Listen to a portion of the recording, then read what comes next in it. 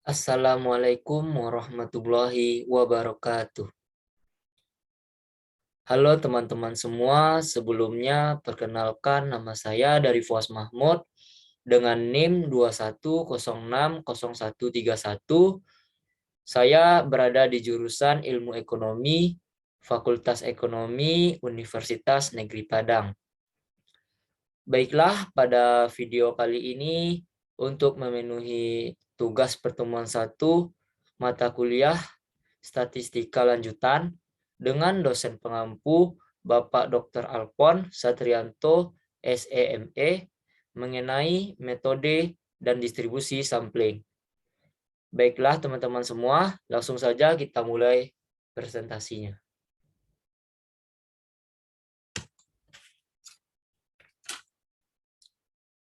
Metode dan distribusi sampling ini berada pada bab 11, Statistika Lanjutan. Baiklah, pada bagian 3, statistik induktif, kita akan mempelajari yang pertama metode dan distribusi sampling, kemudian teori pendugaan statistik, kemudian pengujian hipotesis sampel besar, kemudian pengujian hipotesis sampel kecil, lalu analisis regresi dan korelasi linear, berikutnya analisis regresi dan korelasi berganda, kemudian fungsi variabel dan masalah dalam analisis regresi. Kemudian pada pengertian populasi dan sampel kita akan mempelajari yaitu metode penarikan sampel, selanjutnya kesalahan penarikan sampel, berikutnya distribusi sampel rata-rata dan proporsi, kemudian distribusi sampel selisih rata-rata dan proporsi, kemudian faktor koreksi untuk populasi terbatas, dan dalil batas tengah. Di sini kita dapat lihat hubungan sampel dan populasi pada gambar pada layar di bawah ini, di mana populasi memiliki banyak, sedangkan sampel lebih sedikit. Baik, kita masuk pada definisi. Yang pertama, sampel probabilitas. Merupakan suatu sampel yang dipilih sedemikian rupa dari populasi sehingga masing-masing anggota populasi memiliki probabilitas atau peluang yang sama untuk dijadikan sampel. Yang kedua, sampel non-probabilitas. Merupakan suatu sampel yang dipilih sedemikian rupa dari populasi sehingga setiap anggota tidak memiliki probabilitas atau peluang yang sama untuk dijadikan sampel.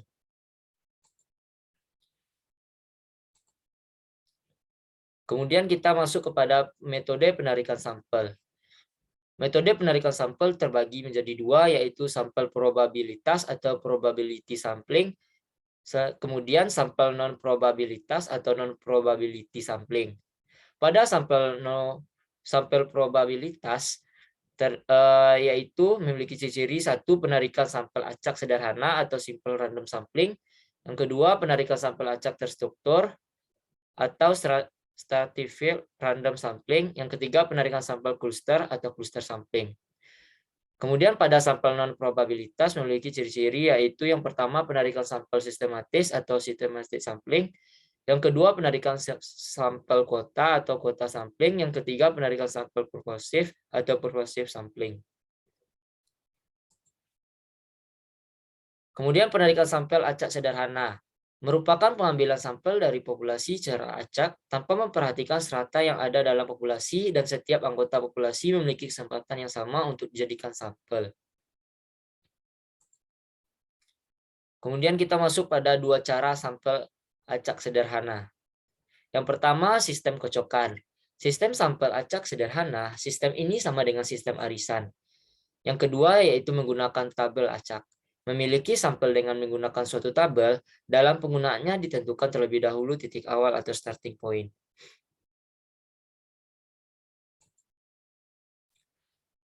Lalu definisi dari penarikan sampel acak terstruktur. Penarikan sampel acak terstruktur dilakukan dengan membagi anggota populasi dalam beberapa subkelompok yang disebut strata. Lalu suatu sampel dipilih dari masing-masing stratum.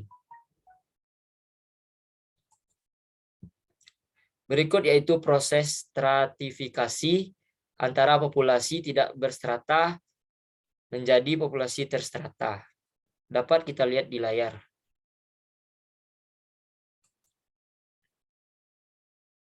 Baiklah, kita masuk pada contoh menentukan jumlah sampel setiap stratum.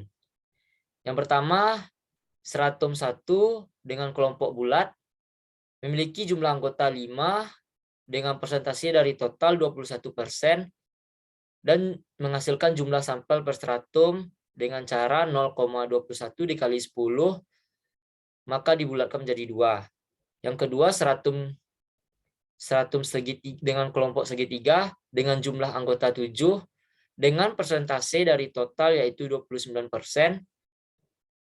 dan menghasilkan jumlah sampel per stratum yaitu 0,29 dikali 10, maka dibulatkan menjadi 3. Kemudian stratum ketiga dengan kelompok kotak dengan jumlah anggota 12 memiliki persentase dari total yaitu 50%, maka jumlah sampel per stratumnya yaitu 0,50 dikali 10 sama dengan 5. Jadi jumlah total dari anggota stratum yaitu 24, persentase dari total yaitu 100%, dan jumlah sampel per stratum yaitu 10.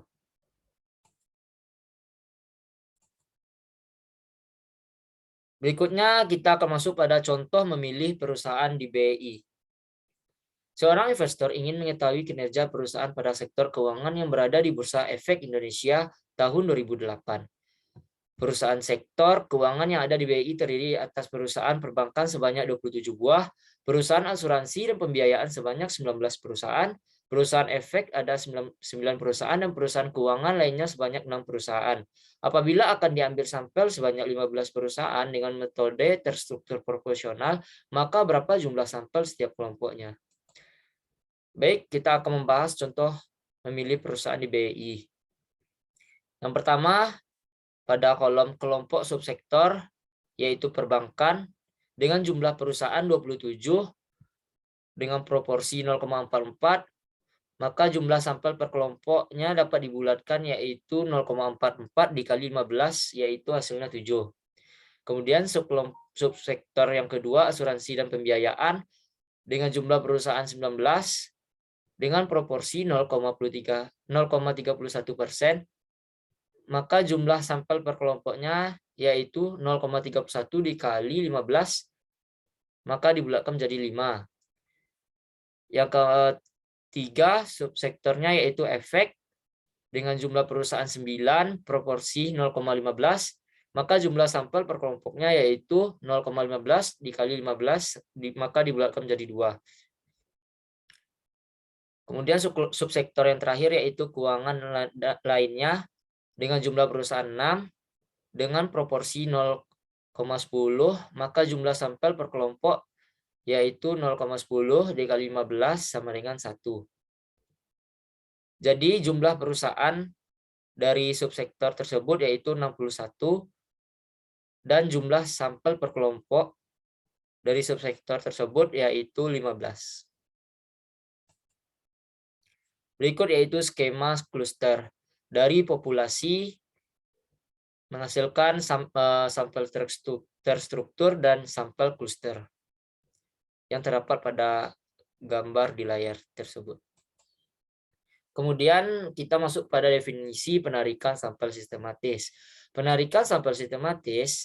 Penarikan dikatakan sampel sistematis apabila setiap unsur atau anggota dalam populasi disusun dengan cara tertentu secara alfabetis, dari besar hingga kecil atau sebaliknya. Kemudian dipilih titik awal secara acak, lalu setiap anggota KK dari populasi dipilih sebagai sampel.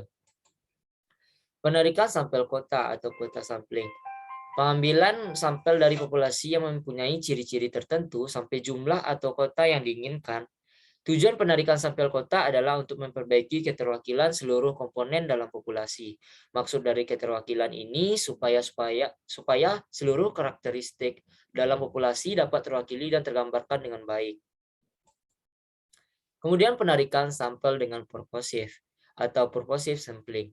Penarikan sampel dengan pertimbangan tertentu, penarikan dengan sampel purposive dibagi menjadi 2 cara, yaitu confession sampling merupakan penarikan sampel berdasarkan keinginan peneliti sesuai dengan tujuan penelitian. Dan yang kedua yaitu judgment sampling, yaitu penarikan sampel berdasarkan penilaian terhadap karakteristik anggota sampel yang disesuaikan dengan tujuan penelitian. Kemudian kita masuk pada definisi kesalahan penarikan sampel. Merupakan perbedaan antara nilai statistik sampel dengan nilai parameter dari populasi. Kemudian kita masuk pada definisi distribusi sampel dari rata-rata hitung sampel. Suatu distribusi probabilitas yang terdiri dari seluruh kemungkinan rata-rata hitung sampel dari suatu ukuran sampel tertentu yang dipilih dari populasi dan probabilitas terjadinya dihubungkan dengan setiap rata-rata hitung sampel. Baik, kita masuk pada contoh menghitung return on asset. Yang pertama terdapat di soal bahwa Bank BRI, Mandiri, Simniaga, Danamon, dan BI memiliki ROA BRI 5,15%, Mandiri 3,15%, 3,55%, Simniaga 3,11%, Danamon 3,18%, BI 1,49%. Yang pertama, cara mencari nilai rata-rata populasinya yaitu dengan cara new sama dengan A derajat dikali rata-rata X per N sama dengan 5,15 tambah 3,55 ditambah 3,11 ditambah 3,18 tambah 1,49 dibagi N yaitu 5 sama dengan 16,48 dibagi 5 yaitu menghasilkan 3,30. Yang kedua, cara mencari nilai rata-rata populasi dan sampel apabila diambil sampel dari 2 dari 5 bank. Yang pertama kita harus mencari kombinasi dulu. Kombinasi yaitu dari N, rumusnya yaitu N faktorial per N faktorial buka kurung N kurang N tutup kurung faktorial sama dengan 5 faktorial per 2 faktorial buka kurung 5 kurang 2 tutup kurung faktorial sama dengan 5 faktorial per 2 faktorial dikali 3 faktorial sama dengan 10. Kemudian dapat kita lihat di layar cara perhitungan rata-rata dari setiap sampel. Kemudian yang ketiga yaitu nilai rata-rata itu sampel dengan rumus di bawah ini. Kemudian yang C yaitu nilai rata-rata populasi dan distribusi probabilitas dalam bentuk poligon dapat kita lihat pada gambar di bawah ini yang dimana populasi lebih besar condong ke atas dibandingkan sampel. Yang D yaitu standar deviasi populasi dengan rumus rho sama dengan akar dari A derajat buka kurung X kurang new pangkat 2 per N. Dapat kita lihat contohnya dari standar deviasi populasi di bawah ini. Kemudian standar deviasi sampel dengan rumus S buka kurung rata-rata dari X sama dengan akar dari 1 per kombinasi N dikali A derajat buka kurung rata-rata X sampai dengan rata-rata kedua dari X pangkat 2. Dapat kita lihat contohnya pada gambar.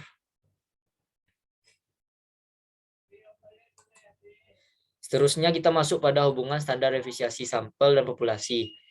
Hubungan antara S dan itu untuk populasi terbatas dengan rumus S sama dengan rho per akar N, akar dari N kurang N per N kurang 1. Kemudian kita masuk pada hubungan antara S dan rho untuk populasi yang tidak terbatas, yaitu dengan rumus S sama dengan rho per akar N.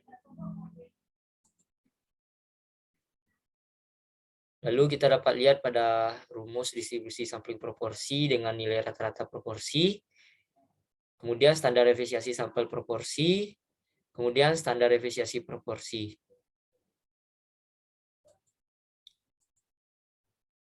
Berikut yaitu skema selisih populasi atau sampel. Pertama populasi 1, kemudian dilanjutkan dengan sampel 1 berukuran, kemudian apakah. Dan kemudian pada populasi 2 yaitu sampel 2 berukuran dan jadikah apakah. Lalu skema selisih populasi atau sampel. Pada dasarnya, setiap sampel berukuran N yang diambil dari populasi merupakan variabel random dan cenderung mendekati normal. Oleh sebab itu, distribusi dari selisih rata-rata dan proporsi pada dasarnya juga mengikuti pola distribusi normal. Berikut yaitu distribusi selisih rata-rata dengan distribusi selisih proporsi. Baik, yaitu nilai rata-rata distribusi sampel selisih rata-rata X1 sampai X2 dengan rumus di bawah ini, dan nilai standar deviasi distribusi sampel selisih rata-rata X1 sampai X2, sedangkan nilai Z untuk distribusi sampel selisih rata-rata yaitu pada rumus yang ada di gambar ini. Kemudian kita ada nilai rata-rata distribusi sampel selisih proporsi, nilai standar deviasi distribusi sampel selisih rata-rata, dan nilai Z untuk mendistribusi sampel selisih rata-rata.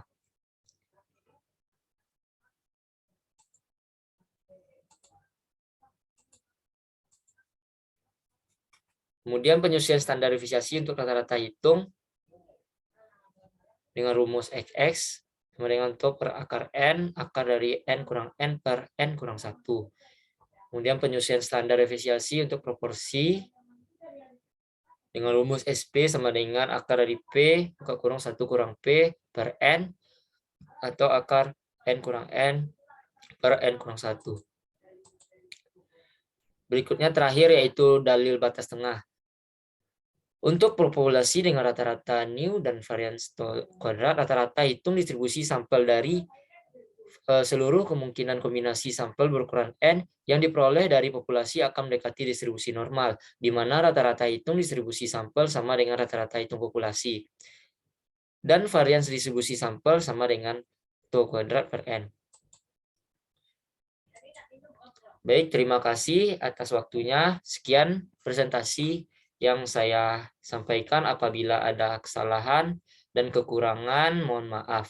Wabillahi taufik wal hidayah. Wassalamualaikum warahmatullahi wabarakatuh.